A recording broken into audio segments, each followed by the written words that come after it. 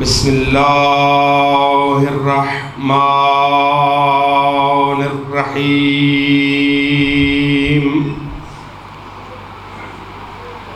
الحمد للہ رب العالمین الصلاۃ والسلام علی اشرف الخلائق اجمعین سیدنا و نبینا و شفیع ذنوبنا و طبیب نفوسنا حبیب الہ العالمین ابی القاسم محمد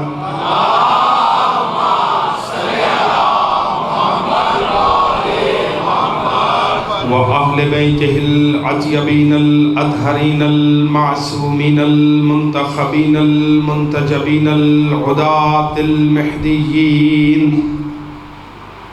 الذين أذهب الله عنهم الرجس وطهرهم تطهيرا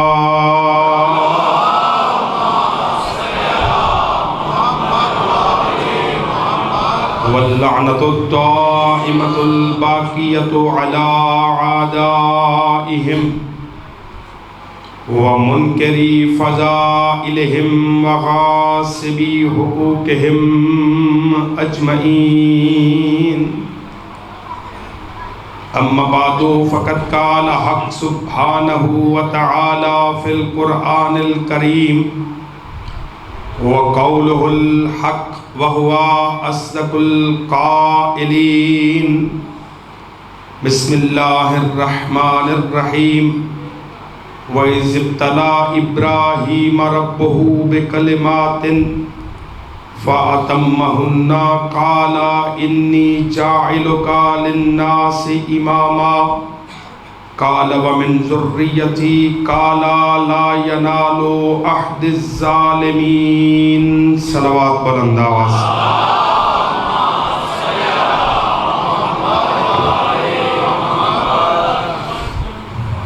تمام حضرات اگر بیدار ہیں تو صلوات تھکی تھکی نہیں بلند آواز سے مل کے صلوات اہل بیت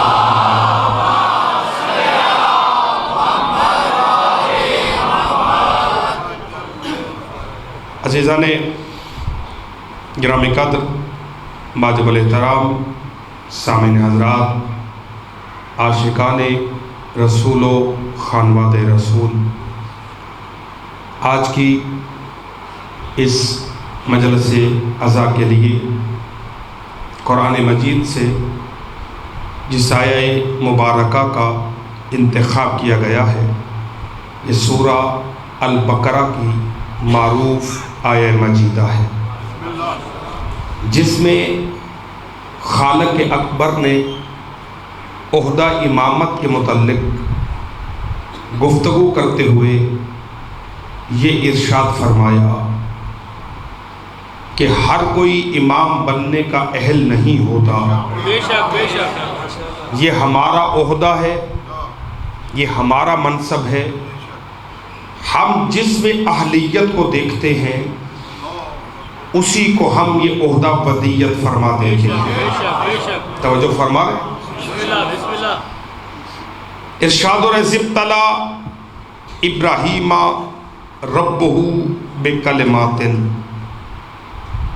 رسول یاد کیجئے وہ زمانہ جب ابراہیم کے رب نے ابراہیم کو آزمایا، بکلمات کچھ کلمات کے ذریعے، فَأَتَمَّهُنَّ اور ابراہیم کامیابی کے ساتھ اس امتحان سے نکل گئے۔ جب ابراہیم نے اس امتحان کو کامیابی کے ساتھ پاس کر لیا، جزا میں اللہ فرما رہا ہے قَالَ انی جاعلک للناس اماما، اے ابراہیم ہم تمہیں لوگوں کا امام بناتے ہیں۔ توجہات جن کی مبذول ہے مجلس میں، جتنے لمحے میں آپ کے درمیان موجود ہوں اور چہرہ شناسائی اور زیارت کا شرف ہو رہا ہے، بس توجہ ادھر مرکوز رکھیے گا، دائیں بائیں کے خیال سے بے نیاز ہوتے ہوئے۔ فَأَتَمَّهُنَّ، جب ابراہیم اس امتحان کو پاس کر گئے، اس امتحان میں کامیاب ہو گئے، جزا میں اللہ فرما رہا ہے قَالَ إِنِّي جَاعِلُكَ لِلنَّاسِ إِمَامًا، اب ابراہیم تیری جزا یہ ہے، اس امتحان کا نتیجہ یہ ہے کہ ہم تجھے لوگوں کا امام بناتے ہیں۔ آیت یہاں پر رکی نہیں، یہاں اللہ نے کہا ہم تمہیں لوگوں کا امام بناتے ہیں، پلٹ کے ابراہیم نے ایک گزارش خدا کی بارگاہ میں کی، قَالَ وَمِن ذُرِّيَّتِي، پروردگار میں تو امام بن گیا ہوں، مگر یہ عہدہ امامت کیا میری اولاد کو بھی ملے گا؟ کیا میری اولاد بھی امام بنے گی؟ یہ عہدہ وراثتاً میری اولاد میں منتقل ہوتا رہے گا؟ میں کچھ کہنے جا رہا ہوں، توجہ فرمائیے گا۔ یہ عہدہ امامت وراثتاً میری اولاد میں بھی منتقل ہوگا۔ باپ امام تھا، مرنے لگا تو بیٹے کو امامت دے گیا، بیٹا مرنے لگا تو وہ اپنے کو امامت دے گیا، اپنے تک خلافت دے گیا، آگے منتقل نسلاً بعد نسلاً منتقل ہوتی رہی۔ توجہ رکھیے گا، میں ایک تاریخی جملہ بالکل ابتدا میں کہنے جا رہا ہوں، جہاں پر اللہ کے عہدے خلافت و امامت اگر کوئی اپنی وراثت سمجھ کر اپنی نسلوں کے سپرد کرتا چلا جائے تو سمجھ لیجئے گا یہ امامت و ولایت نہیں بلکہ یہ ملوکیت ہے۔ توجہ فرما رہے ہیں، غور فرما رہے ہیں، میں بالکل تاریخ کو سمو گیا ہوں اس جملے کے اندر۔ اگر نسلاً بعد نسلاً وراثت میں چیزیں منتقل ہوتی چلی جائیں تو یہ اللہ کے عہدوں میں وراثت نہیں ہوتی۔ قَالَ وَمِن ذُرِّيَّتِي، پروردگار کیا میری ذریت، میری اولاد وہ بھی امام بنے گی؟ اللہ یہ نہیں کہتا کہ ابراہیم تیری اولاد امام بنے گی یا نہیں بنے گی، اللہ یہ کہہ رہے قَالَ لَا يَنَالُ عَهْدِ الظَّالِمِينَ، ابراہیم میرا عہدہ امامت ظالموں کو نہیں ملتا۔ توجہ فرمائیے حضرات نے، قَالَ لَا يَنَالُ عَهْدِ الظَّالِمِينَ، یہ عہدہ امامت ظالموں تک نہیں پہنچے گا، ظالمین تک اللہ کے عہدے نہیں۔ ایک صلوات بھیجے محمد و آل محمد پر۔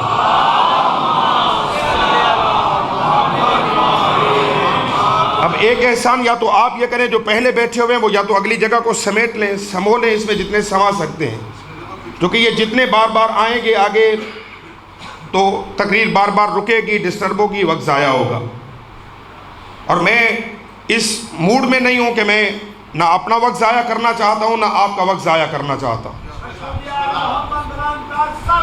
سمٹیں جی ذرا، شاہ جی آگے تشریف لائیں، یہ صفحے جو خالی ہیں ان کو سمیٹ لیں، بیٹا جو باہر آپ لوگ حضرات بیٹھے جتنے سمٹ سکتے ہیں وہ سمو جائیں اندر۔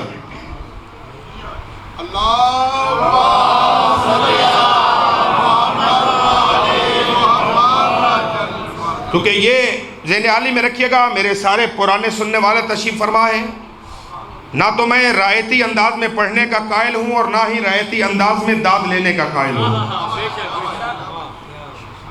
میری نگاہ شخصیت پرستی پہ نہیں ہوتی، خدا پرستی پہ ہوتی ہے، اور آپ کی خدمت میں بھی یہ گزارش کر رہا ہوں، شخصیتوں کو سن دیکھ کر مجلسیں مت سنا کیجئے۔ فلاں شخصیت پڑھے گی تو مجلس سنیں گے، فلاں نہیں پڑھے گا تو مجلس نہیں سنیں گے۔ شخصیتیں نہیں تھی، حسین تھا، شخصیتیں نہیں ہوں گی تو حسین ہوگا۔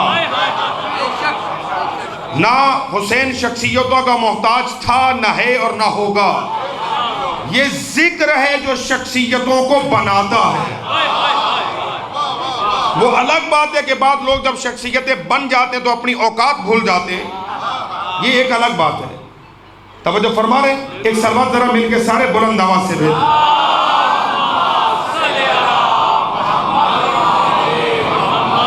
تو ترجمہ ذہنوں میں آیا؟ سورہ بقرہ کی اس آیت کا اللہ کیا فرما رہے ہیں؟ ذِبْتَلَا ابراہیم ربہ بکلمات، یاد کیجئے وہ زمانہ، یاد کیجئے وہ دور، یاد کیجئے وہ وقت جب اللہ نے ابراہیم کو آزمایا۔ مسلمان کاش کبھی آنکھیں کھول کر قرآن پڑھتے اور توجہ سے قرآن پڑھتے تو پھر سمجھ میں آتا کہ مقام محمد و آل محمد کیا ہے۔ اللہ فرما رہے ہیں ذِبْتَلَا ابراہیم ربہ، یاد کیجئے وہ زمانہ کہ جب اللہ نے ابراہیم کو آزمایا۔ یعنی پتہ یہ چلا کہ اگر اللہ نبی کو وہ زمانہ یاد دلا رہا ہے کہ جس زمانے میں ابراہیم کو آزمایا گیا، تو طے ہو گیا کہ جب اللہ نے ابراہیم کو آزمائش کے کمرے میں بٹھایا تو اس وقت محمد اس کمرہ امتحان کو دیکھ رہا تھا۔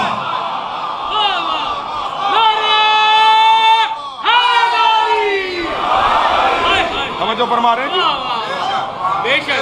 بھائی اللہ کبھی رسول سے یہ نہ کہتا کہ رسول یاد کیجئے وہ زمانہ، کبھی یہ نہ کہتا کہ یاد دلایا اسے جاتا ہے کہ جو موقع پر موجود ہو۔ ابھی اس مجلس اعظا میں آپ حضرات تمام تر اہل ولایت تشریف فرما ہے، آپ اس طالب علم کی گفتگو کو بھی سن رہے ہیں اور میرے بعد بھی جو مولانا پڑھنے والے ہیں ان کی گفتگو کو بھی سنیں گے، بعد میں آپ ڈسکس کریں گے، جا کے گفتگو کے اوپر بحث و مباحثہ کریں گے، جملوں کی جرا ہوگی، تغیر و تبدل ہوگا، اور ایک دوسرے کو کہیں گے جی آپ کو یاد ہے جی فلاں آیت پہ مولانا مظہر صاحب بولے تھے، فلاں آیت پہ طرحارہ صاحب بولے تھے۔ اب اگر ایک بندہ مجلس میں ہے ہی نہیں،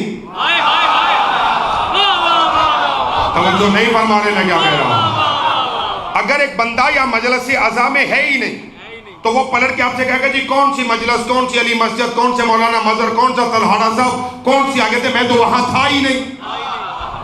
یعنی معلوم یہ ہوا کہ یاد اسے دلایا جائے گا جو موقع پر موجود ہو، اور اللہ فرما رہا ہے میرا محمد یاد کیجئے وہ زمانہ۔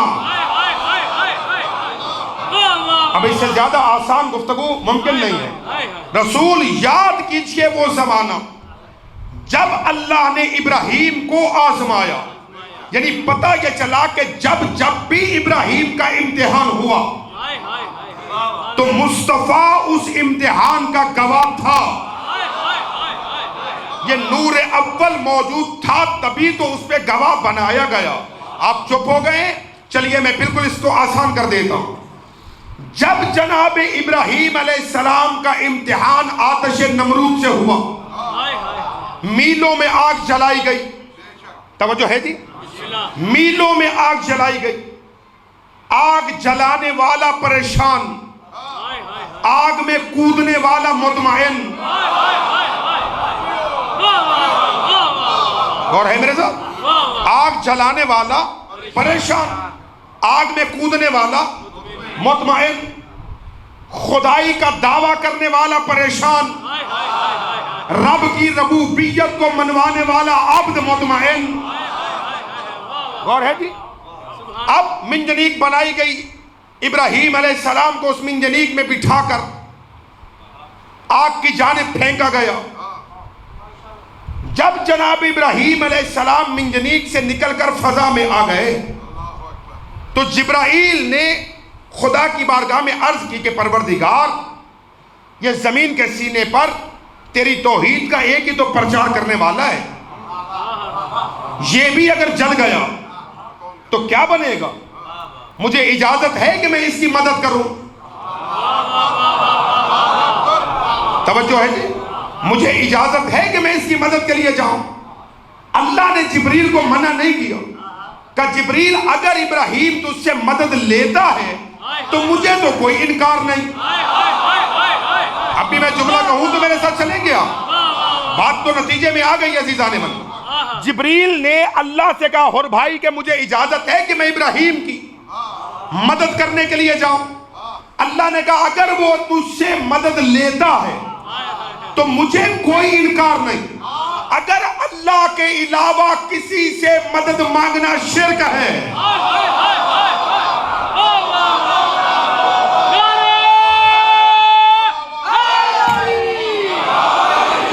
توجہ ہے جی؟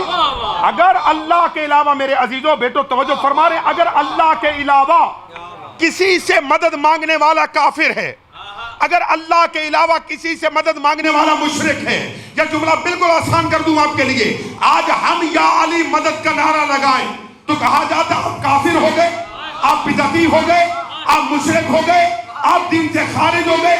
اور وہاں جبریل اللہ سے کہہ رہا ہے کہ میں اگر ابراہیم کی مدد کروں تو اجازت ہے، اگر مدد مانگنا غلط تھا تو اللہ کو کہنا چاہیے تھا تو عبد ہے،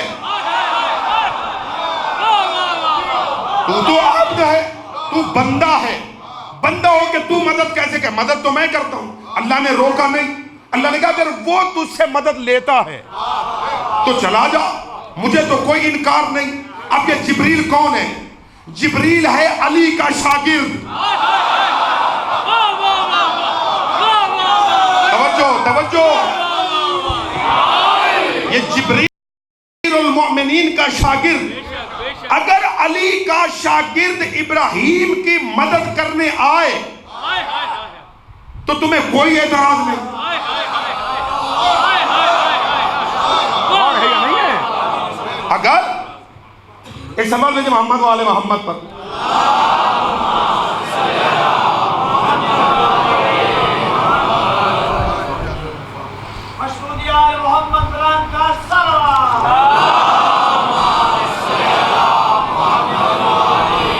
اور ہے جی میرے ساتھ؟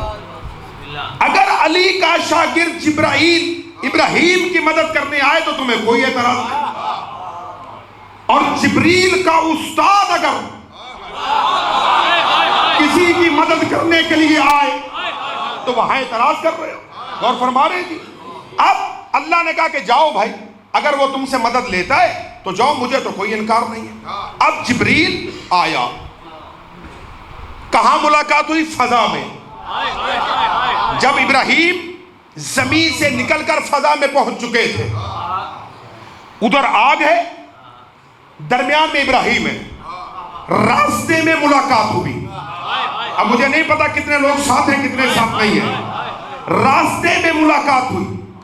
جبریل نے آ کر حر بھائی رسول اللہ یعنی ابراہیم جد الانبیاء سے یہ کہا، ابراہیم حل لک حاجہ، کیا تیری کوئی حاجت ہے؟ اب بندہ چپ رہے تو دکھ رہے گا کہ آسان سا میٹر نہیں لیا گیا۔ ابراہیم حل لک حاجہ، ابراہیم کیا تیری کوئی حاجت ہے؟ اب ابراہیم کسے کہتے ہیں؟ قرآن کہتے ہیں کان صدیقا نبیّا، ابراہیم ہمارا سچا نبی ہے۔ اللہ نے ابراہیم کو قرآن میں صدیق کہا، جملہ صاحبان بصیرت کے لیے، اللہ نے ابراہیم کو قرآن میں صدیق کہا۔ اب اگر ابراہیم یہ کہے کہ میری کوئی حاجت نہیں ہے تو صداقت نہیں بچتی۔ اگر ابراہیم بیٹا یہ کہیں جو کسی خیال میں بیٹھے وہ خیال میں رہے، مگر جو میں دے رہا ہوں جو لے سکتے وہ لیجئے گا۔ اللہ کہتے ہیں ابراہیم ہمارا سچا نبی ہے، ابراہیم ہمارا صدیق نبی ہے۔ اب اگر ابراہیم جبریل سے بھائی جان یہ کہے کہ میری کوئی حاجت نہیں تو طے ہو جائے گا کہ صداقت باقی نہیں رہتی۔ اگر یہ کہے حاجت ہے تو عشق باقی نہیں رہتا۔ توجہ نہیں فرمائی آپ نے، میں کیا کہہ گیا ہوں؟ اگر کہے حاجت نہیں ہے تو صداقت نہیں رہتی، اگر کہے کہ حاجت ہے تو عشق باقی نہیں رہتا۔ اب کتنا بڑا امتحان تھا، یعنی قرآن نے جسے صدیق کہا، تاریخ کی بات نہیں کر رہا، میں تاریخ کی بات نہیں کر رہا، توجہ ہے، میں تاریخ کی بیٹا بات نہیں، بھائی جان تاریخ کی بات نہیں کر رہا، قرآن نے جسے صدیق کہا، یعنی قرآن کی نگاہ میں صدیق وہ ہوتا ہے کہ جس نے ماں کی گود سے لے کر قبر کی دیوار تک کبھی جھوٹ نہ بولا ہو۔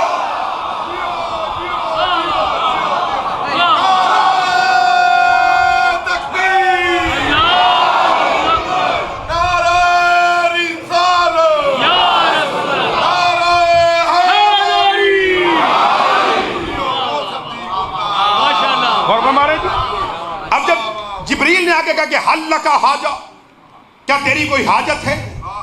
ابراہیم نے کہا حاجت تو ہے مگر تجھ سے نہیں ہے۔ ابراہیم علیہ السلام نے کہا حاجت ہے مگر تجھ سے نہیں ہے، پیچھے ہٹ جاؤ۔ اگر وہ چاہتا ہے کہ میں جل جاؤں تو پھر عاشق کہتے ہی اسے جو معشوق کی مرضی کے مطابق زندگی کو بسر کرے، پھر عاشق کہتے ہی اسے ہے کہ جو معشوق کی مرضی کے مطابق، اگر وہ بچانا چاہے گا تو بچ جاؤں گا، اگر وہ چاہتا ہے کہ میں جل جاؤں تو پھر مجھے جلنے میں کوئی حرج نہیں ہے۔ پلٹ کے جبریل نے کہا ابراہیم مجھے بتا کوئی ہے حاجت، میں وہاں جا سکتا ہوں جہاں کوئی نہیں جا سکتا، میں وہاں جا سکتا ہوں جہاں کوئی نہیں جا سکتا۔ میں نے دلیل دینی اس بات پر کہ جب ابراہیم کا امتحان ہوا، ہمارا رسول اس امتحان پر گواہ ہے، شاہد ہے، دلیل ہے، نبی دیکھ رہا تھا۔ اب جب جبریل نے کہا کہ میں وہاں جا سکتا ہوں جہاں کوئی نہیں جا سکتا، یہ جملہ تو جبریل نے کہہ دیا، ابراہیم علیہ السلام نے جملہ سن لیا اور کہا کہ پیچھے ہٹ جا، حاجت ہے تجھ سے نہیں ہے۔ جبریل پیچھے ہٹا، زمانہ گزرتا رہا، کتنا معیار ثواب بلند ہے کتنا بلند نہیں ہے، زمانہ گزرتا رہا۔ توجہ بھائی جان میری طرف کیجئے گا، تقریر پہ بحث بعد میں کر لیجئے گا جا کے، میں کھلے دل سے کہہ رہا ہوں جتنے جملے سمجھنا آئے وہ بعد میں مجھ سے پوچھئے گا یا جس سے مرضی آپ کی پوچھئے گا، مگر ابھی مجھے پڑھنے دیجئے، مجلس کے دوران تقریر نہ کیجئے، کیونکہ یہ بڑی ستم ظریفی ہوتی ہے کہ جب علماء اور خطباء کے درمیان پڑھنا پڑتا ہے۔ مجلس میں ہم سے زیادہ علماء بیٹھے ہوتے ہیں مگر ہر خطیب کا طرز بیان اپنا اپنا ہوتا ہے۔ توجہ فرما رہے ہیں بدرہ؟ زمانہ گزرتا رہا، دور چلتے چلتے ختمی مرتبت کا آ گیا۔ ایک شب ختمی مرتبت جناب ام ہانی دختر نیک اختر حضرت ابو طالب علیہ السلام کے گھر میں محو خواب تھے، سرکار سو رہے تھے، یا نہ سونے والے کا پیغام لے کے جبریل آ گیا، سرکار اللہ فرما رہے آئیے ہم آپ کو سلطنت دکھانا چاہتے ہیں، اور آج چاہتے کہ 1 to 1 ملاقات میں کچھ راز کی باتیں ہو جائیں، اس لیے کہ کچھ راز ایسے ہیں جو جبریل کے ذریعے میں آپ تک پہنچانا نہیں چاہتا۔ اللہ اکبر، کچھ راز ایسے ہیں جو جبریل کے ذریعے میں آپ تک پہنچانا نہیں چاہتا۔ اچھا اللہ نے وہاں بلایا ہے، جی آئیے۔ سرکار اٹھے، سرکار اٹھے، جبریل نے کہا جی یہ کوثر لے کے آیا ہوں، اس سے وضو فرما لیجئے۔ وضو کیا، براق پہ سوار ہوئے۔ معراج پڑھنی نہیں ہے، دلیل اسی پہ دینی ہے کہ سرکار موجود تھے۔ اب جب چلے، سفر شروع ہوا، سفر چلتے چلتے چلتے چلتے سدرۃ المنتہا پر جب سرکار کی سواری پہنچی، جو ہم سفر تھا جناب جبریل تھے، بیٹھے ہو یا کوئی نہیں، توجہ ہے یا نہیں ہے؟ جو ہم سفر تھا اس سفر میں، حضور توجہ، جو سفر میں ہم سفر تھا وہ سدرہ پہ جا کے رک گیا، سرکار کی سواری آگے بڑھی۔ حضور نے کہا جبریل آگے کیوں نہیں آ رہے؟ کہا جی بس آگے آپ جائیں، میری حد آ گئی، آگے آپ جائیں گے، آگے آپ جائیں گے، میری حد آ گئی۔ توجہ، کیا کہا تھا جبریل نے جناب ابراہیم کے کوئی حاجت ہے تو بتا، میں وہاں جا رہا ہوں جہاں کوئی نہیں جا سکتا۔ سرکار سدرہ سے آگے کہ آؤ، کہا نہیں آ سکتا سرکار، پورا برابر بھی بڑا پر چل جائیں گے، حد آ گئی۔ کہا بس اسی پہ ناز تھا۔ ہائے ہائے، مجرہ ساتھ ہے یا نہیں ہے؟ کہا اسی پہ ناز تھا۔ تجھے یاد ہے وہ زمانہ جب تو نے میرے دادا سے کہا تھا کہ میں وہاں جا سکتا ہوں جہاں کوئی نہیں جا سکتا؟ تیری یہ بات میں نے اپنے دادے کی پیشانی میں سنی تھی۔ اللہ اکبر، تیری یہ بات میں نے اپنے دادے کی پیشانی میں سنی تھی۔ پھر توجہ جو نہیں پہنچ سکے، میں نے جبریل تیری یہ بات، تیرا یہ فخریہ کلمہ، تیرا یہ افتخاریہ کلمہ میں نے اپنے دادا ابراہیم کی پیشانی میں سنا تھا۔ جب تو نے کہا ابراہیم کوئی حاجت ہے تو بتا، میں وہاں جا سکتا ہوں جہاں کوئی نہیں جا سکتا۔ سرکار فرماتے آج میں تجھے کہہ رہا ہوں کوئی حاجت ہے تو بتا۔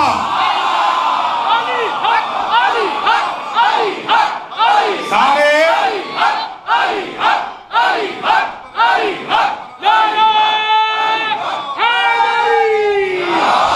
اللہ اکبر، کہا جبریل کوئی حاجت ہے تو بتا، کوئی حاجت ہے تو بتا، اس لیے میں وہاں جا رہا ہوں جہاں تیرا تصور نہیں جا سکتا۔ اب اہل ولایت کی سماعتوں کے لیے یہ طالب علم جملے ہدیہ کر رہا ہے۔ سرکار فرماتے میں نہیں، جہاں تیرا تصور نہیں جا سکتا وہاں محمد کی جوتی جا رہی ہے۔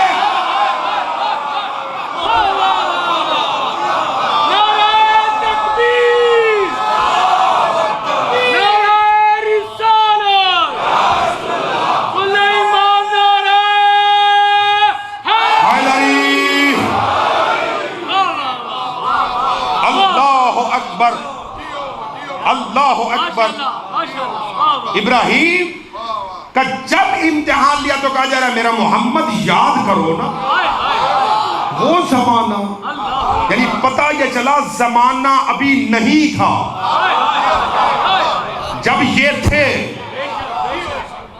زمانہ ان پہ حاکم نہیں، یہ زمانے پہ حاکم ہیں۔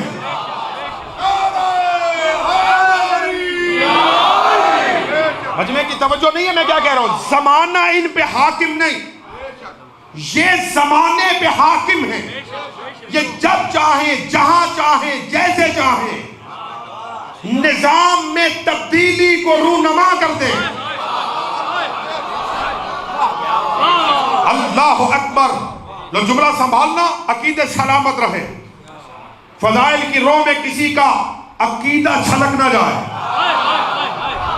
اس لیے کہ فضائل سننے کا شوق بڑوں کو ہوتا ہے مگر سنبھالتا کوئی کوئی ہے۔ کل ایک بچہ مجھ سے کسی مجلس اعظم میں سوال کر رہا تھا کہ قبلہ، آپ جناب بھائی موجود تھے جب کسی نے آگے مجھ سے پوچھا کہ کیوں محمد و آل محمد علیہ السلام نے کہا کہ ہمارے اسرار کو چھپاؤ، ہمارے رازوں کو چھپاؤ، ہر کسی کے سامنے ہمارے فضائل کو بیان نہ کرو، اس لیے کہ ہر کوئی اس کا متحمل نہیں ہے۔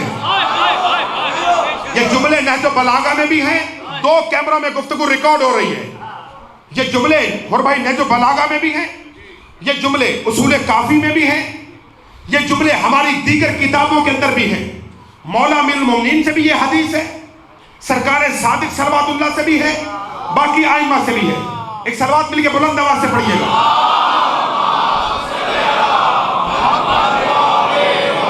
اور ہے جی نہج بلاغہ میں خطیب نہج بلاغہ فرماتے ہیں اِنَّا امرنا صعب و مستصعب، لوگو ہمارا معاملہ، ہم آل محمد کا معاملہ، ہم کیا ہیں، یہ سخت ہے، مشکل ہے،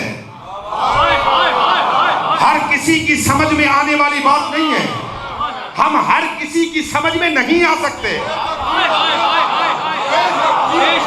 اب کیا کروں، آپ بہت پیچھے چلے گئے، سطحی گفتگو کرنے کا میں چونکہ عادی نہیں ہوں، میرا اسلوب بیان ہی کسی اور قسم کا ہے، میں چونکہ ممبر مشکل کشا کا ہے، لذا یہاں سے مشکل باتیں کرنے کی عادت ہونی چاہیے تاکہ اٹھتے بیٹھتے وقت یا علی مدد کہنے والے علم لیتے وقت یا علی مدد کہیں۔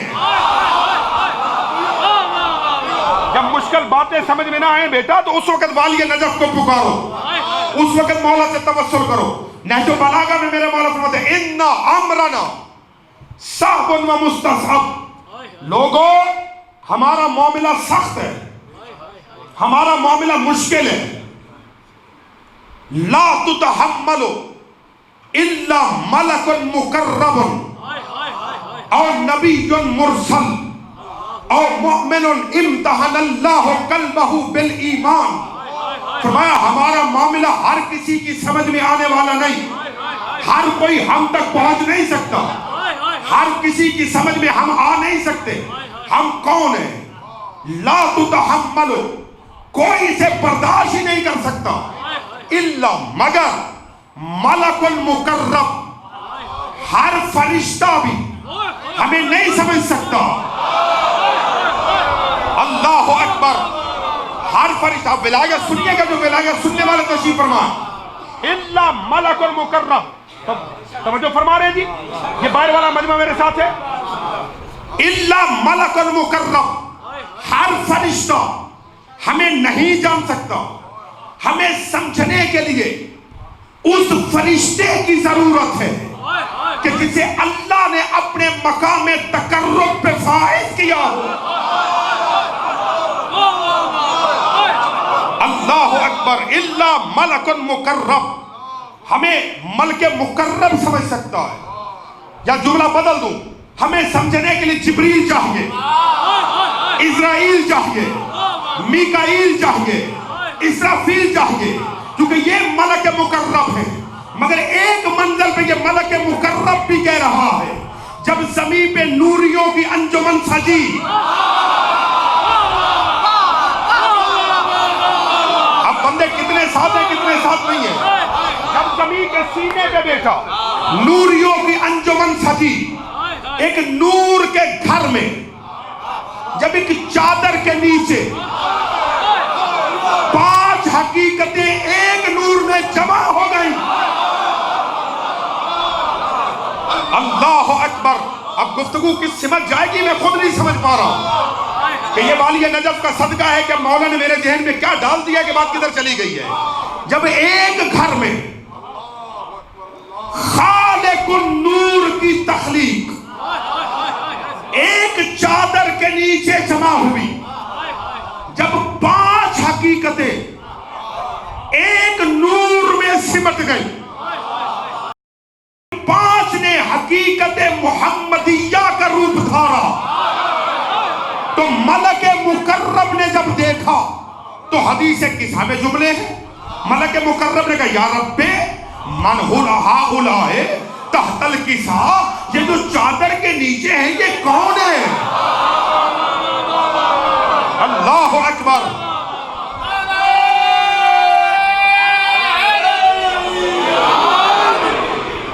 یا ربی من ہؤلاء تحت الکساء، یہ جو چادر کے نیچے ہیں یہ کون ہے؟ مولا فرماتے ہیں ہمیں سمجھنے کے لیے ملک مقرب چاہیے،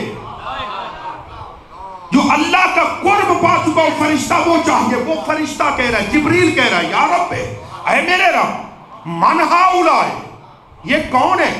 تحت الکساء، جو چادر کے نیچے ہیں۔ ماننا پڑے گا نا، جب یہ نور یکجا ہوا تو جبریل انہیں سمجھ ہی نہیں پایا۔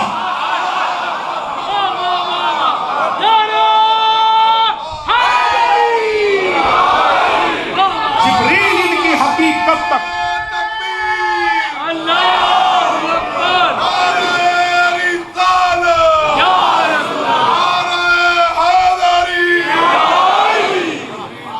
جبریل انہیں سمجھ نہیں پایا۔ جبریل کیا ہوا؟ وحی لے کے آتے ہو، مصطفیٰ سے روزانہ ملاقات کرتے ہو، علی کے شاگرد ہو، سیدہ کے گھر میں چکی چلاتے ہو۔ ہائے ہائے، کون بیٹھا ہے مجلس میں؟ کون نہیں بیٹھا؟ کس کے سن سے بات گزر گئی؟ کس کے دل میں بات اتر رہی ہے؟ علی کا تو ویسے شاگرد ہے، مصطفیٰ کے پاس قرآن لے کے آتا ہے، سیدہ کے گھر میں تو چکی چلاتا ہے، حسنین تیرے شناسہ ہیں، حسنین کے جھولے کی تو ڈوری ہلاتا ہے، پھر پوچھنے کی کیا ضرورت ہے کہ یہ کون ہے جو چادر کے نیچے ہے؟ کیا پاگل تو نہیں ہو گیا؟ جب میں نے دیکھا تھا یہ الگ الگ تھے،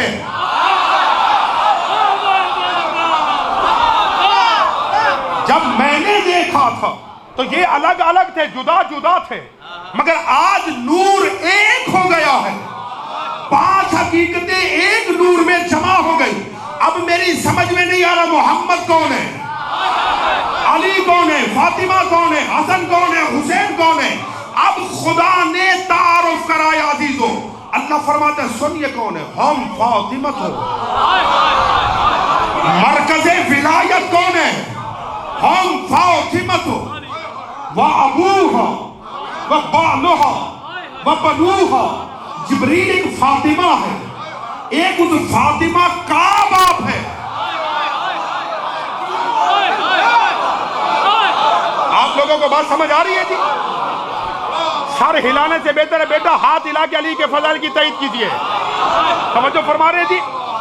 فرما رہے ہم فاطمہ تو، ظاہر بھائی ہم فاطمہ تو ایک سیدہ ہے، ایک طیبہ ہے، ایک طاہرہ ہے، ایک مطہرہ ہے، ایک مریم کی شہزادی ہے، ایک خاتون قیامت ہے، ایک جوانان سردار جنت کی ماں ہے، ایک سیدہ ہے، وہ ابوہا اس کا باپ ہے۔ نہیں مجمع سارا نہیں چلے گا تو میں اگلا جملہ کہوں گا ہی نہیں، میں ایک نتیجے تک بات کو لے آیا ہوں۔ کیا کہہ رہا ہے خدا؟ کیا کہہ رہا ہے خدا؟ فاطمہ ہے، فاطمہ کا باپ ہے۔ اگر محمد کسی اور کا بھی باپ تھا، ہائے ہائے،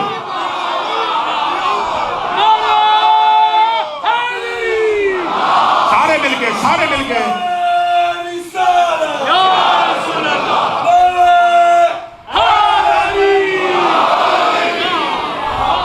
اللہ اکبر، اللہ اکبر۔ ہم فاطمہ تو ایک سیدہ ہے، طیبہ ہے، طاہرہ ہے، وہ ابوہا اس کا باپ ہے، وہ بالوہا اس فاطمہ کا شوہر ہے، وہ بنوہا اس فاطمہ کے بیٹے ہیں۔ اب اہل بیت کون ہے؟ ساتھ ہے میرے تو ایک نتیجہ آئے گا عزیزان من، ایک نتیجہ آئے گا اگر ساتھ ہے۔ اہل بیت کون ہے؟ لوگ کہتے یہ بھی یہ بھی یہ بھی یہ بھی وہ بھی وہ بھی وہ بھی، سب اہل بیت ہے۔ جسے بھی آپ نے اہل بیت میں شامل کرنا ہے اہل بیت کی فہرست میں شامل کیجئے، مگر یہ ذہن میں رہے اللہ نے اہل بیت میں محمد کے رشتہ دار نہیں رکھے، اللہ نے اہل بیت میں فاطمہ کے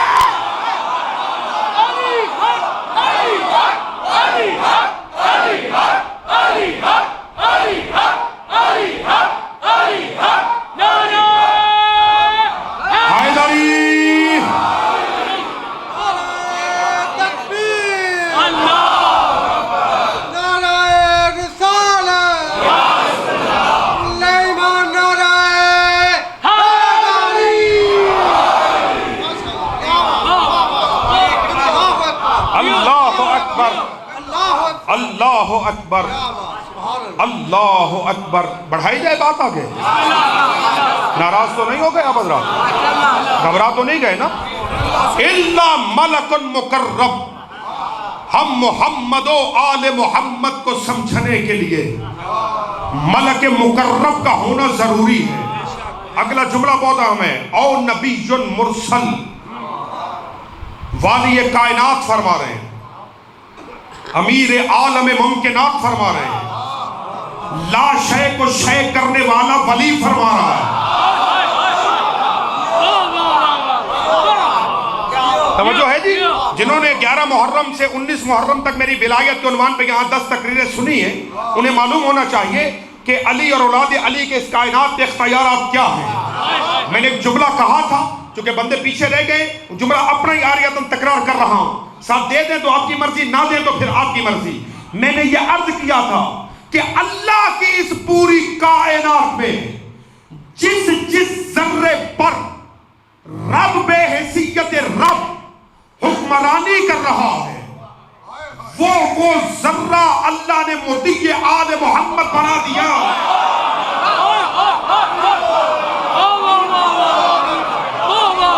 اللہ اکبر۔ کائنات کے ہر ذرے پر ان کی اطاعت واجب ہے۔ مولا فرماتے ہیں ملک المقرب، ہمارے معاملے کو سمجھنے کے لیے مقرب فرشتہ چاہیے، اور نبی مرسل۔ اور بھائی میں آپ بزرگوں سے توجہ چاہ رہا ہوں، مولا فرماتے ہیں ہر نبی ہمیں نہیں سمجھ سکتا۔ نہج البلاغہ میں لفظوں کی نہیں حرفوں کی ضمانت لے رہا ہوں، میں وہ خطیب نہیں ہوں جو ہوا میں بات کر کے چلا جاؤں، بعد میں آپ حوالے ڈھونڈنے کے لیے پھر کہیں اور جائیں کہ جی وہ پڑھ گئے حوالہ آپ دیں، نہیں، میں اپنی گفتگو پر خود شاہد ہوں،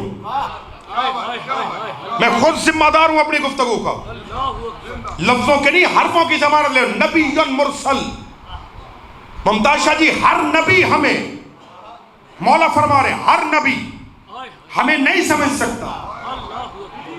ہمارے معاملے کو سمجھنے کے لیے، ہمارے معاملے کو سمجھنے کے لیے، ہمارے معاملے کو سمجھنے کے لیے اس نبی کا ہونا ضروری ہے جو نبی کے ساتھ ساتھ رسول بھی ہو۔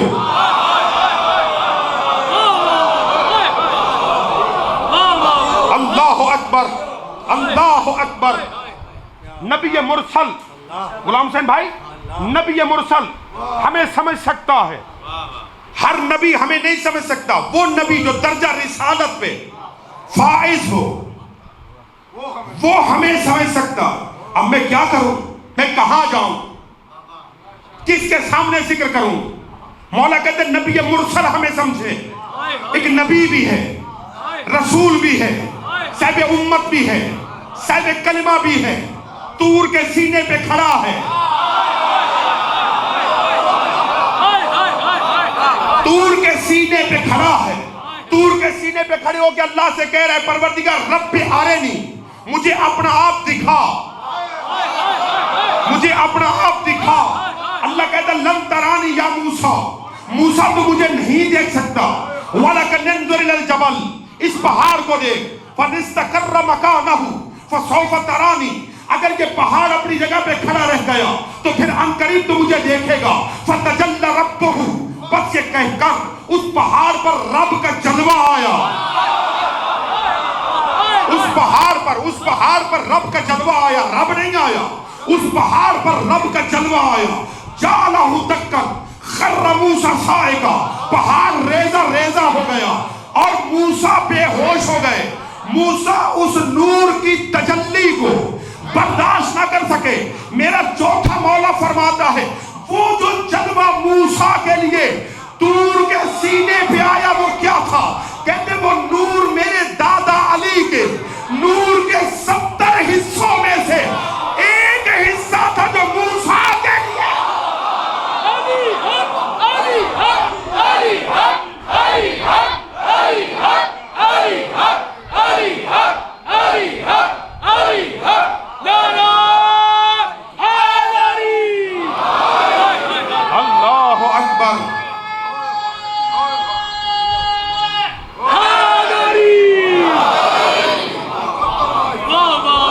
فَتَجَلَّ رَبُّهُ، وہ جلوہ جو رب نے موسیٰ کے لیے طور پہ ظاہر کیا۔ چوتھا مولا فرماتا ہے، چوتھا علی فرما رہا ہے، سلسلہ امامت کا دوسرا علی فرما رہا ہے، وہ میرے دادا علی کے نور کے 70 حصوں میں سے ایک حصہ تھا۔ سارا علی طور پہ نہیں آیا،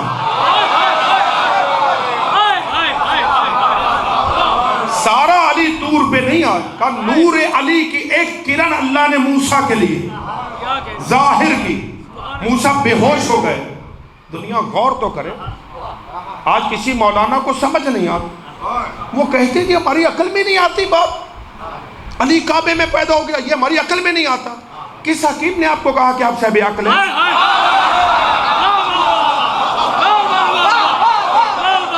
توجہ ہے یا نہیں؟ کس حکیم نے آپ کو کہا ہے کہ آپ صاحب عقل ہیں؟ آپ کی عقل اس قابل ہے کہ علی اس میں آ جائے؟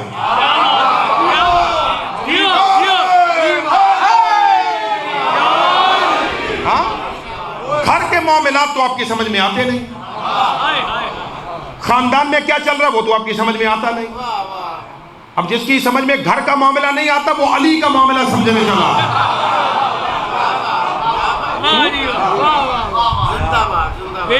حضور ایک کرن آئی تھی موسیٰ کے لیے طور پہ، طور اسے نہیں برداشت کر سکا. پورا علی 13 رجب کو کعبے کے سامنے تھا.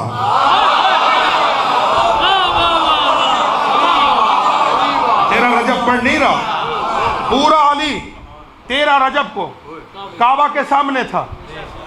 جب کرن کو طور برداشت نہیں کرتا تو پورے نور علی کو دیوار کعبہ کہاں سے برداشت کرے؟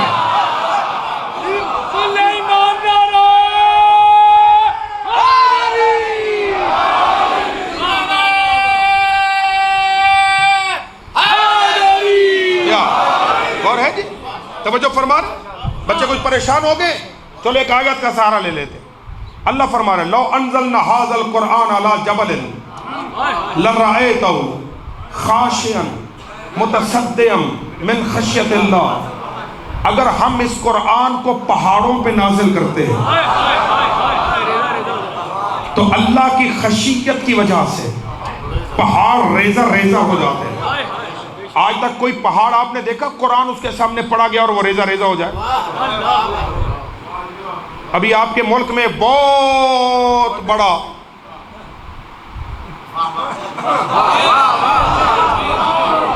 دنیاوی تخت کا پجاری علامہ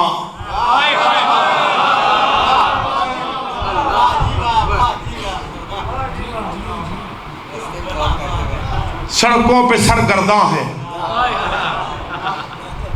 در بدر کی ٹھوکریں کھا رہا. اور یہ ذہن عالی میں رکھیے گا جس کے دل میں علی نہ ہو اللہ اسے در بدر کی ٹھوکریں کھانے کے لیے ہائے ہائے.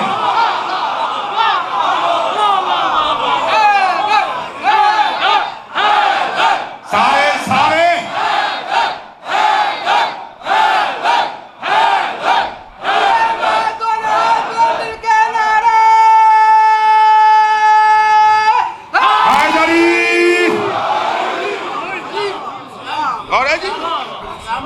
مولانا سے کہیے کہ آپ کیوں اتنا جتن کر رہے ہیں؟ کراچی سے آپ چلے ہیں، کنٹینر میں لیٹے ہوئے ہیں، ڈنڈا بردار جلوس آپ کے ساتھ ہے، کیوں آپ اتنی زحمت کر رہے ہیں؟ ایک حکومت ہی تو الٹانی ہے. اللہ تو کہہ رہا ہے قرآن پڑھ کے تم پہاڑ الٹا دو. اللہ اکبر. بھائی قرآن کا معجزہ تو یہ ہے کہ آپ قرآن کی آیتیں پڑھیں پہاڑ الٹا دیں. اور بھائی قرآن یہ کہہ رہا ہے کہ اگر یہ قرآن پہاڑوں پہ پڑھا جائے خشیت الہی سے تو کیا ضرورت ہے سڑکوں پہ در بدر کی ٹھوکریں کھانے کی؟ بھئی اپنے گھر میں بیٹھ کے قرآن پڑھے تختی ہل جائے گا. مگر نہیں، یا تو وہ قرآن تلاش کیجئے جو پہاڑوں پہ پڑا جائے تو پہاڑ ریزہ ریزہ ہو جائے، یا پھر وہ قاری تلاش کیجئے.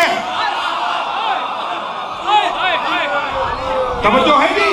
آج اگر کوئی کافر، کوئی مشرک، کوئی بدعتی، کوئی بے دین، کوئی یہودی، کوئی نصرانی آئے اور کہے آپ کے قرآن کا یہ معجزہ ہے کہ یہ قرآن پہاڑوں پہ پڑھا جائے تو قرآن پہاڑ ریزہ ریزہ ہو جائیں گے، مسلمانوں قرآن کا یہ دعویٰ ثابت کرو. کوئی اس پوزیشن میں نہیں ہے کہ وہ قرآن کے اس دعوے کو ثابت کر سکے، مگر ہم غلامان علی، ہم مریدان علی، ہم پیروکاران علی، ہم راہ ولایت پہ چلنے والے پلٹ کے اسے کہیں گے قرآن نے یہ کہا اور وارث قرآن نے کہا القرآن ما علی.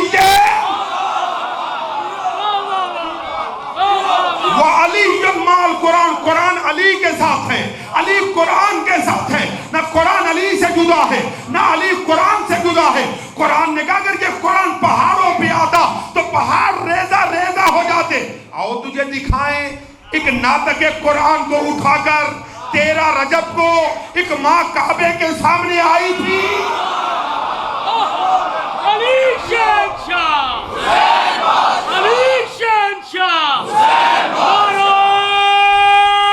حال علی، نعرہ تکبیر، اللہ اکبر، نعرہ رسالت، یا رسول اللہ۔ دونوں ہاتھ بلند، کل ایمان جن جن کے دلوں میں ولایت علی، مودت محمد، بہر بیت محمد ہے، اپنی طاقتوں کو اکٹھا کرتے ہوئے دونوں ہاتھ بلند مل کے نعرہ حیدری۔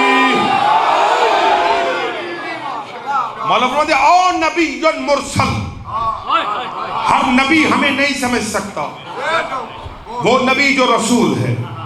او مؤمن امتحن اللہ قلبہ بالایمان، ہر مومن بھی ہمیں نہیں سمجھ سکتا، ہر مومن کی سمجھ میں بھی ہم نہیں آتے، ہم کون ہیں وہ مومن ہمیں سمجھے گا۔ امتحن اللہ قلبہ بالایمان، جس کے دل کو اللہ نے ایمان کے ساتھ آزمایا ہو۔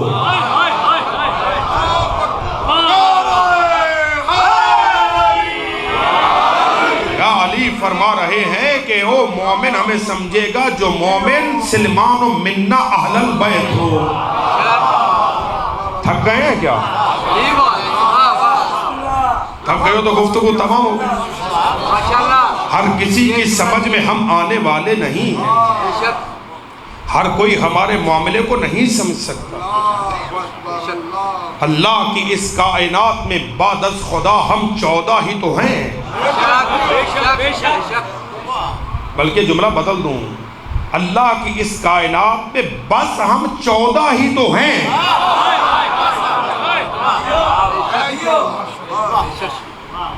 یہی ہے جو حجت ہے۔ منصب امامت، بس گفتگو نتیجے میں لے آؤں، امام کون ہوتا ہے؟ امام اسے نہیں کہتے جسے قوم پکڑ کے مصلی پہ کھڑا کر دے۔ امام اللہ کی اس کائنات کا وارث ہے، امام اللہ کی اس کائنات کا مالک ہے، ذرہ ذرے پر حکومت الہیہ کا نمائندہ ہے، اس کی اطاعت واجب ہے، ہر ذرہ کائنات پہ اس کی اطاعت واجب ہے۔ ہمارے ہاں اب وقت نہیں رہا میں تفصیل میں جاتا بھائی گا۔ امام کون ہوتا ہے؟ امام اسے کہتے ہیں جو جب چاہے لا شے کو شے کر دے، شے کو لا شے کر دے، جو بدل دے، نظام میں کائنات میں تبدیلی کو رونما کر دے۔ توجہ ہے یا نہیں ہے؟ امام اسے کہتے ہیں، ولی اسے کہتے ہیں جس کے ہاتھ میں اللہ نے اپنا اختیار دیا ہے نا۔ معروف واقعہ ہے، حسن مجتبیٰ ہے، اللہ اکبر، حسن مجتبیٰ ہے، زینت منبر ہے، زینت منبر ہے۔ ایک جملہ میرے اکاڑا کے دوست بھی تشریف فرمائے، میں نے 28 سفر کو رینالہ اور اکاڑا کی سرزمین پر یہ جملہ کہا ہے، اور یہ جملہ بزرگوں کی وساطت سے بچوں تک پہنچا رہا ہوں، کیونکہ آج بچے کچھ حیران ہو جاتے ہیں، پریشان ہو جاتے ہیں، تشویش میں مبتلا ہیں۔ بیٹا ذہنوں میں رہے، خاندان محمد و آل محمد کا ہر فرد ماں کی گود میں عالم ہے۔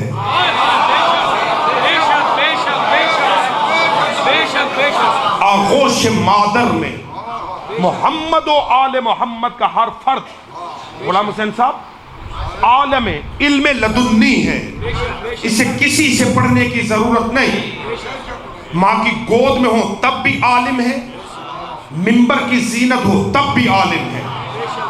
ایک بات۔ دوسرا، محمد و آل محمد کے خاندان کا ہر فرد مالک جنت ہے. سارے نہیں پہنچے، سارے نہیں پہنچے. خاندان اہل بیت کی ہر فرد چھوٹی ہو یا بڑی، خاندان اہل بیت کا بچہ بچہ مالک جنت ہے. دلیل کیا ہے؟ حیران ہو گئے لوگ. دلیل تاریخ الخلفاء میں جلال الدین سیوطی کا قلم اٹھا اور وہ کہتا ہے کہ مدینے کے بھرے بازار میں علی کے لال نے خلافت کے بیٹے کو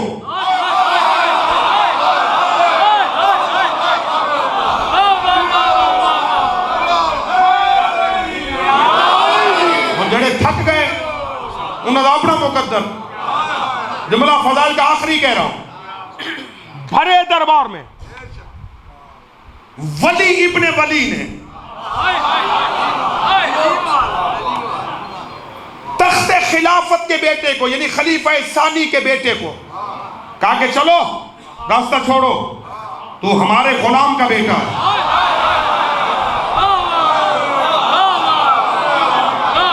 یہ جلال الدین سیوطی نے لکھا تاریخ الخلفاء میں کہ امام حسن مجتبی نے کہا کہ راستہ چھوڑو، تو غلام زادہ. اس نے کہا تو نے مجھے غلام زادہ کہا؟ ہاں کہا ہے. وہ وہاں سے چلے، دربار میں پہنچے، بڑا بکھرا ہوا جذباتی اظہار ہر کسی سے وہی ہوتا ہے جو اس کی وراثت میں آتا ہے. جذباتی بابا کو دیکھا، بابا علی کے بیٹے نے مجھے غلام زادہ کہا. کہا پھر بتاؤ کیا کہا؟ جاگنا ہے توجہ. کیا کہا؟ کہا انہوں نے مجھے غلام زادہ کہا. اچھا یہ کاغذ لو. بات بڑی پیاری ہے اگر سروں سے گزر نہ گئی تو. یہ کاغذ لو، قلم لو، جاؤ اور ان سے جا کے کہو کہ لکھ کے دے. نہیں جو جملہ انہوں نے لکھا، میں امین ہوں، میں انہیں کا جملہ پہنچاؤں گا جو انہوں نے لکھا. کاغذ لیا، قلم لیا. عبداللہ ابن عمر نے کاغذ قلم لیا مولا حسن مجتبی کے پاس. میرے بابا کہتے لکھ کے دو. امام نے کاغذ پکڑا، قلم پکڑا، نانا کی مرکت کو دیکھا.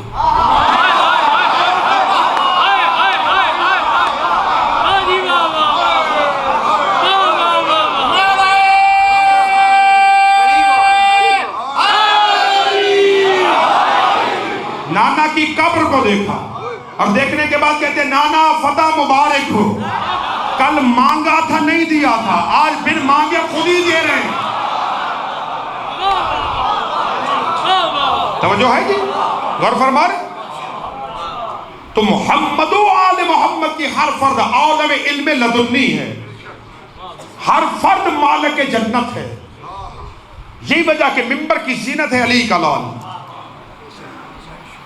خطیب ممبر سلونی کا لال لہجہ علی میں خطبہ ارشاد فرما رہے ہیں. اور خطبہ ارشاد فرماتے مولا فرما رہے اللہ نے ہمیں یہ کمال عطا کیا، ہمیں یہ کمال عطا کیا، ہمیں یہ کمال عطا کیا. اس میں میرے مولا فرماتے اگر میں حسن چاہوں تو میں مشرق کو مغرب میں بدل دوں. کتنے بیٹھے ہو، کتنوں کے سن سے بات گزر گئی ہے. مولا فرماتے اگر میں چاہوں تو مشرق و مغرب کی سمتوں کو بدل دوں. اگر میں چاہوں تو زمین کو آسمان کر دوں، آسمان کو زمین کر دوں. جیسے کہ جملے امام نے کہے کسی کے شجرے کی خباثت نے اسے مجبور کیا.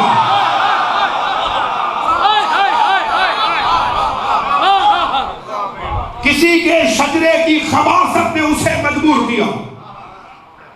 وہ مجمع کے درمیان سے اٹھا اور اس نے اٹھ کے امام کو کہا کہ تیرا باپ بھی بڑی ایسی باتیں کرتا تھا، آج تو بھی بڑے دعوے کر رہا. امام نے یہ نہیں کہا کہ میں دلیل رکھتا ہوں. مولا فرماتے تجھے شرم تو نہیں آتی؟ نہیں دا سنبھالیے ابھی. امام نے اسے دیکھا اور دیکھنے کے بعد کہتے تجھے شرم نہیں آئی؟ مردوں کے مجمع میں عورت کا کیا کام ہے؟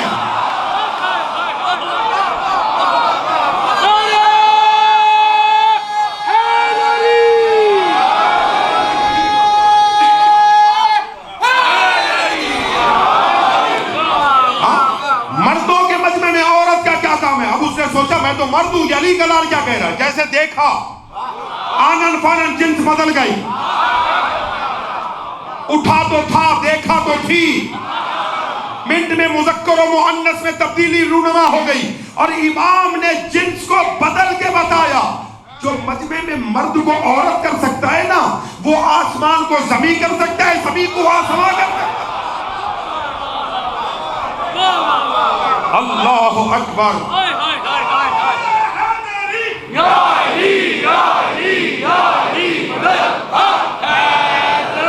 اللہ اکبر۔ یہ وہ سلطنت الہیہ کے وارث ہے کہ جب بھی اللہ کی سلطنت پہ وقت آیا تو چونکہ وارث تھے، پھر وارث اٹھے۔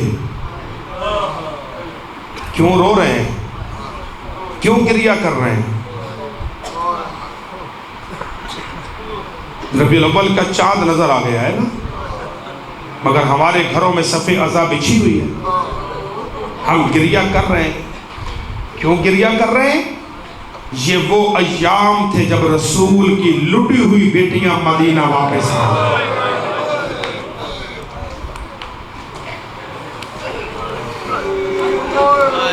اجرکم علی اللہ۔ جب بطول کی بیٹیاں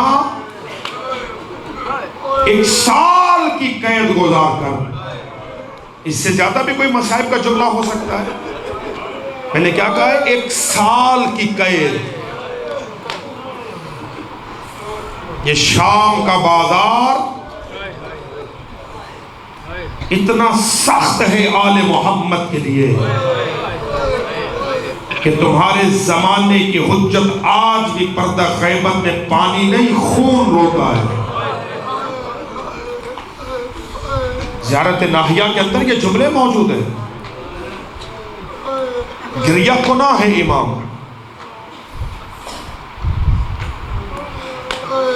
یہ ایام وہ ہیں کہ جب اولاد بطول کا لٹا ہوا کارواں پلٹا ہے شام سے مدینہ کی جانب۔ اور ذہن میں رکھنا، پرانے عزادار تشریف فرمائیں، فطرت کا قانون ہے نا، جب کسی قیدی کی قید آزاد ہو تو ہر قیدی خوش ہوتا ہے۔ میں پڑھ گیا، آپ نے سن لیا،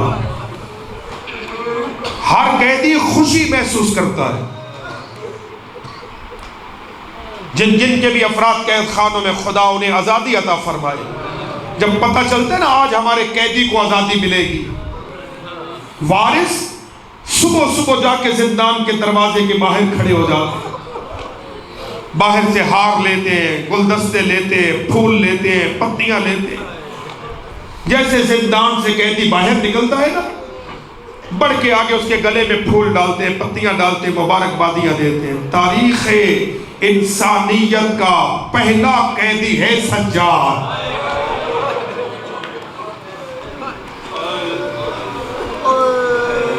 جس کی جب قید رہا ہوئی، جب شام کے بے غیرت نے کہا کہ سجاد جاؤ وطن چلے جاؤ، تو پتہ امام نے پہلا جملہ کیا کہا؟ میں اب کوئی وطن جانے کے قابل رہ گیا ہوں؟ بتا میں وطن جا کے کیا کروں گا؟ بیٹھ جاؤ بابا، بیٹھ جاؤ، مصائب ہے، مصائب کا کچھ احترام کرو، جب آئیں گے مولانا تو پھر جہاں مرضی آ جائیے گا۔ اتنی تہذیب ہونی چاہیے ہم میں کہ کم از کم مصائب کا احترام کریں۔ قید کی آزادی کی خبر ملی، غریب نے رونا شروع کیا۔ دوسرا جملہ اس بے غیرت نے کہا، سجاد چونکہ تو اپنے بابا کے خون کا وارث ہے، میں معافی مانگتا ہوں، مجھے بابا کا خون معاف کر دے۔ رو کے امام فرماتے میں خون کا تنہا وارث نہیں، اس غریب کے خون کی وارث وہ بہنیں ہیں جو 1600 میل۔ رو لو رو لو رو لو، آخری پرسے اللہ جانے کوئی زندہ رہے گا یا نہیں رہے گا۔ کہ اس غریب کے خون کی وارث وہ بہنیں جو 1600 میل کے راستے میں پتھر کھاتی رہی،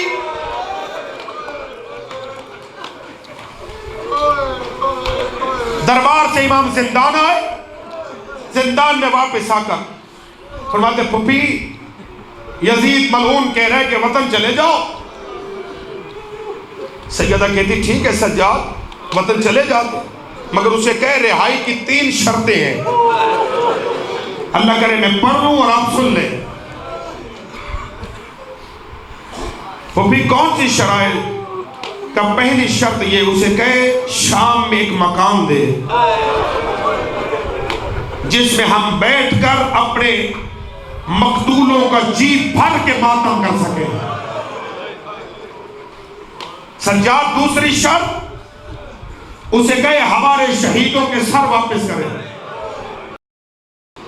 تیسرا جملہ بی بی فرماتی سجاد اسے کہے کہ جو کچھ کربلا میں لوٹا گیا، کربلا کا لوٹا ہوا سب، جسے رونا نہیں آتا وہ سب نیچا کر کے سیدہ سے رونے کی توفیق مانگے۔ سجاد جو کچھ شام غریبہ لوٹا گیا وہ لوٹا ہوا سامان واپس کرے۔ چوتھا جملہ بی بی فرماتی سجاد اسے کہے بشیر ابن جزلم مہاری دیا جائے۔ 3 جملے مولا نے سنے، چوتھے جملے میں فرماتے پھوپھی کیا آپ بشیر کو جانتی ہیں؟ سیدہ کہتی نہیں سجاد میں تو پہلے شام آئی ہوں۔ کہ پھوپھی پھر آپ کو کیسے پتا کہ بشیر ابن جزلم کون ہے؟ کہ سجاد مجھے پتا نہیں، جب قیدیوں کی قطار دربار میں لگی تھی نا، جب قیدیوں کی قطار لگی، صف لگی ہوئی تھی، یہ دربار میں پانی پلا رہا تھا۔ پانی پلاتے پلاتے جب یہ قافلے کے قریب آیا نا، جہاں علی کی بیٹیاں کھڑی تھی، تو اس نے میری طرف دیکھا نہیں بلکہ رخ پھیر لیا، رخ پھیر کے کہتا بی بی کاش تو کربلا مر گئی ہوتی۔ اجر و کمل اللہ، اجر و کمل اللہ، اجر و کمل اللہ۔ اپنوں کے غم میں نہ رونا پڑے جو بطول ذاتیوں کو رو رہے ہو۔ حوصلہ، جلدی نہیں، میں بڑے آرام سے مسائل پڑھ رہا ہوں۔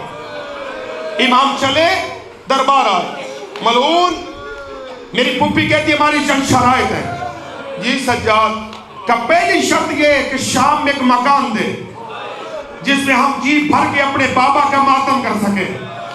کہتے جی سجاد مکان دے دیتا ہوں۔ مولا فرماتے شہیدوں کے سر دے۔ یہ کہتا ٹھیک ہے سجاد جو سر ہے وہ بھی دیتا ہوں۔ امام فرماتے میری پھوپھی کہتی جو کچھ شام غریبہ لوٹا گیا ہے، کربلا کا لوٹا ہوا سامان واپس کرو۔ رونے والوں مجھے عزت حسین کی قسم ہے، جتنا بڑا سنگ دل تھا آنکھوں میں آنسو آ گئے، رو کے کہتے سجاد تمہیں کربلا میں کوئی ایک لوٹنے والا تھا، پتھر جگر کا تو میں ضامن نہیں ہوں نا۔ دیکھے کہتا کربلا میں تمہیں کوئی کہیں کا کوئی کہیں کا کوئی کہیں کا لوٹنے والا تھا۔ سجاد جو کچھ یہاں آیا ہے نا وہ دے دیتا ہوں، جو نہیں آیا میں اس کی قیمت دیتا ہوں۔ قیمت کا نام آیا، غریب کے رونے کی آواز بلند ہوئی، بیمار رو کے کہتا ہوں ظالم بتا میری پھوپھی کی چادر کی قیمت کیا ہے؟ کرو ماتم جنہیں سینے ملے ماتم کے لیے، بتا میری پھوپھی کی چادر کی قیمت تو کیا دے گا؟ پڑھ دوں اگلا جملہ، امام فرماتے بتا میری سکینہ کے چھینے ہوئے دروں کی۔ ڈر رہا ہوں جملے پڑھتے ہو، روایت سخت ہے۔ تیسرا جملہ امام نے داداروں کا بتا میرے بابا کی کٹی ہوئی انگلی، یاد آ رہا یاد آ رہا یاد آ رہا۔ بس رونے والوں آزاداروں، قافلہ آزاد ہو گیا۔ 3 محمل ایک مہاری لے کر سجاد کربلا سلامی دے کے مدینہ پلٹ آیا۔ جیسے مدینے پلٹے نا، مدینے کی بیرونی دیوار پہ نگاہ پڑی جناب ام کلثوم کی۔ علی مولا کی بے اولاد بیٹی نے مدینے کی دیواروں کو دیکھا، سیدہ نے ایک مرثیہ پڑھا جس کا پہلا جملہ عرض کر رہا ہوں، سارا مرثیہ میں پڑھ ہی نہیں سکوں گا۔ بی بی فرماتی یا مدینہ جدنا لا تقبلینا، اے نانا کا مدینہ ہمیں قبول نہ کرنا۔ اس لیے جب ہم گئے تھے ہمارے ساتھ اکبر بھی تھا، قاسم بھی تھا، عباس بھی تھا، حسین بھی تھا، جب آئی ہے نہ اکبر رہا۔ اجرکم اللہ۔ مدینے وارد ہو کر باہر ایک خیمہ لگا، خیمے میں سرداریاں بیٹھی، مولا سجاد مولا باقر کو لے کر مدینے کے چوراہے پہ آ کے بیٹھ گئے۔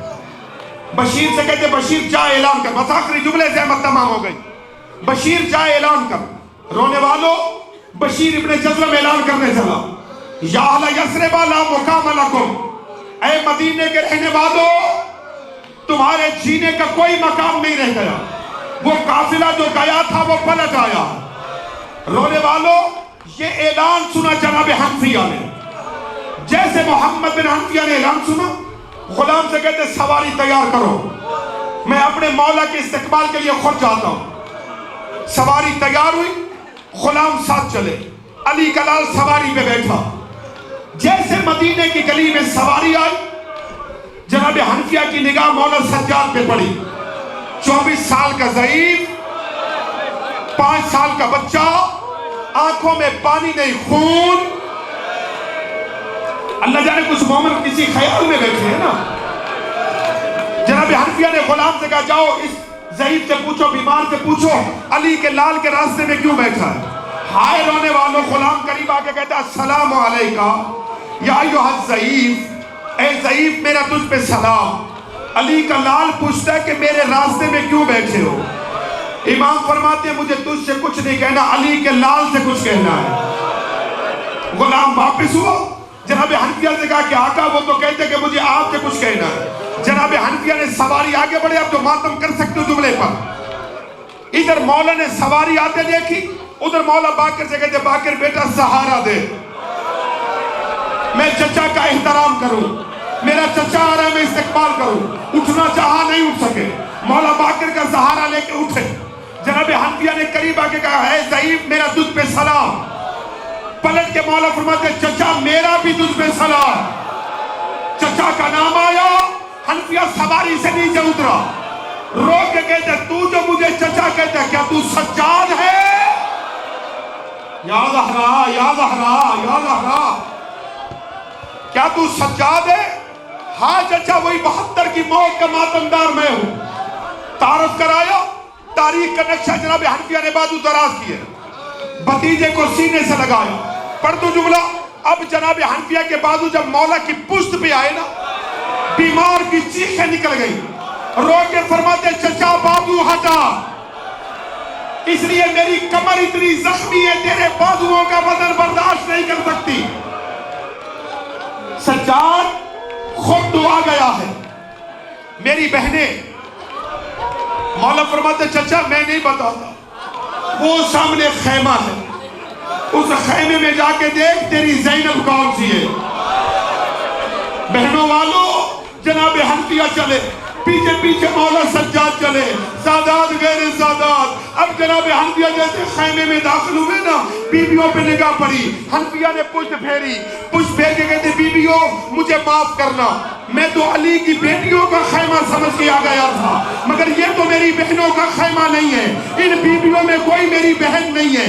جب پلٹے اب جناب سیدہ نے آسمان کو دیکھا اور وہ کہ جو میرا اللہ شام کا زندان مجھے اتنا برباد کر گیا، میرا بھائی مجھے نہیں پہچان رہا۔ اے حنفیہ پلٹا، وہی شام کی قیدر میں ہوں، وہی 72 کی ماتمدار میں ہوں، میرے سامنے حسین تیرا ضربوش ہے۔ الا لعنت اللہ علی القوم الظالمین وسيعلم الذين ظلموا أي منقلب ينقلبون۔